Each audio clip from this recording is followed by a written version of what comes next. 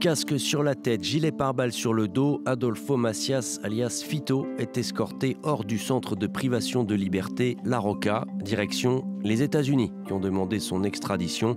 Il doit comparaître ce lundi devant un tribunal fédéral. En avril, le parquet américain l'avait accusé de trafic de cocaïne et d'armes. Le procureur d'un tribunal de Brooklyn avait choisi ces mots pour décrire le chef du gang des Choneros. C'est un leader impitoyable et un narcotrafiquant prolifique pour le compte d'une violente organisation criminelle transnationale. Depuis sa cellule dans cette prison de haute sécurité, Fito avait accepté la semaine dernière d'être extradé vers les États-Unis. Il devient ainsi le premier Équatorien à être extradé par son propre pays depuis le rétablissement de cette procédure défendue par le président et approuvée par référendum l'année dernière. Mon devoir, c'est de ne pas détourner le regard pour m'épargner la peine de lutter contre les criminels qui se croient depuis des années les propriétaires du pays.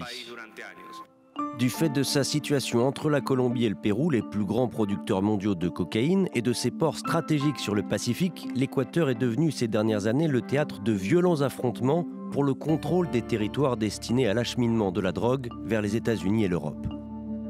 Plus de 70% de toute la cocaïne produite dans le monde transite désormais par les ports équatoriens et la violence flambe. Plus de 4000 homicides ont déjà été recensés dans ce pays de 18 millions d'habitants au cours des 5 premiers mois de 2025. C'est le début d'année le plus meurtrier de l'histoire récente de l'Équateur, un pays autrefois considéré comme un havre de paix en Amérique du Sud.